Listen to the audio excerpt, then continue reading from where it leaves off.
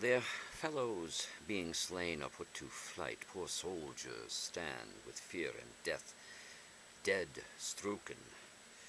So at her presence all surprised and tooken await the sentence of her scornful eyes.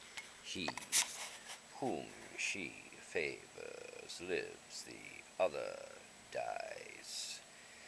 There might you see one sigh, another rage, and some their violent passions to assuage compile sharp satires, but alas too late, for faithful love will never turn to hate, and many, seeing great princes, were denied, pined as they went, and thinking on her died.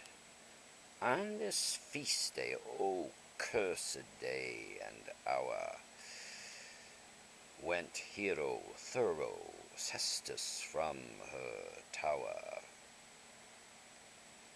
to Venus' temple, where unhappily, as after chance, they did each other spy.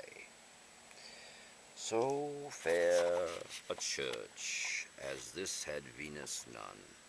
The walls were of discolored jasper stone, wherein was Proteus carved, and o'erhead a lively vine of green sea agate spread, where by one hand light-headed Bacchus hung, and with the other wine from grapes outwrung, of crystal shining fair the pavement was. The town of Sestos called it Venus's glass. There might you see the gods in sundry shapes, committing heady riots, incest, rapes. For know that underneath this radiant floor was Danae, statue in a brazen tower, Jove slyly stealing from his sister's bed to dally with Idalian Ganymede.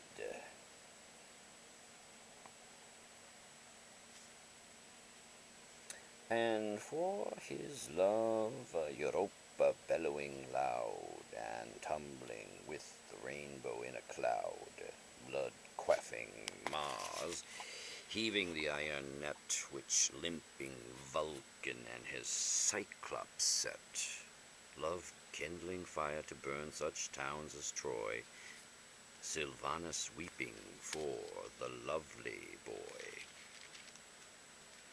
that now is turned into a cypress tree, under whose shade the wood gods love to be.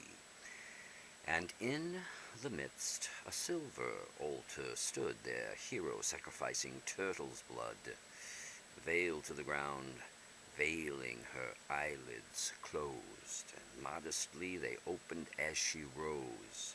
Thence flew love's arrow with the golden head, and thus Leander was enamored.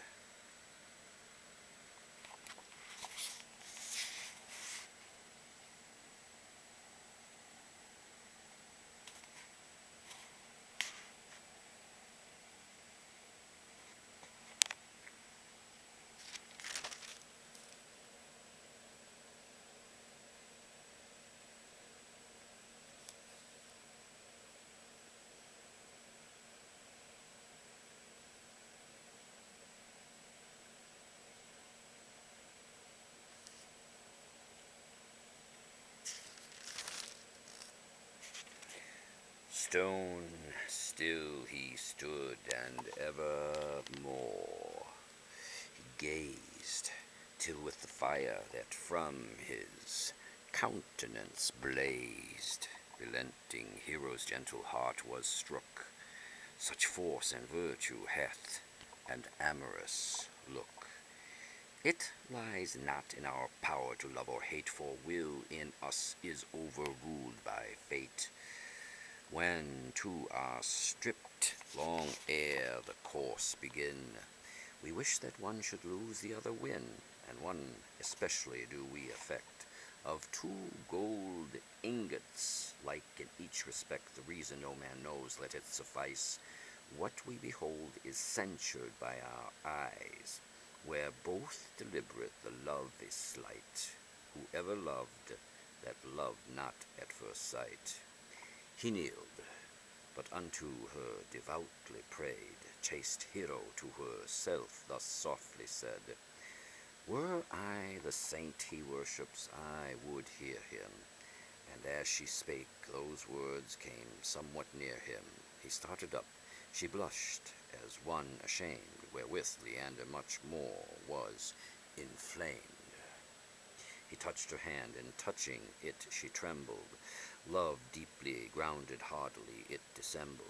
These lovers parleyed by the touch of hands. True love is mute, and oft amazed stands. Thus, while dumb signs their yielding hearts entangled, the air with sparks of living fire was spangled, and night, deep drenched in misty Acheron, heaved up her head, and half the world upon breathed darkness forth. Dark night is Cupid's day, and now begins Leander to display love's holy fire with words, with sighs and tears, which like sweet music entered heroes' ears, and always cut him off as he replied at last, like to a bold, sharp sophister.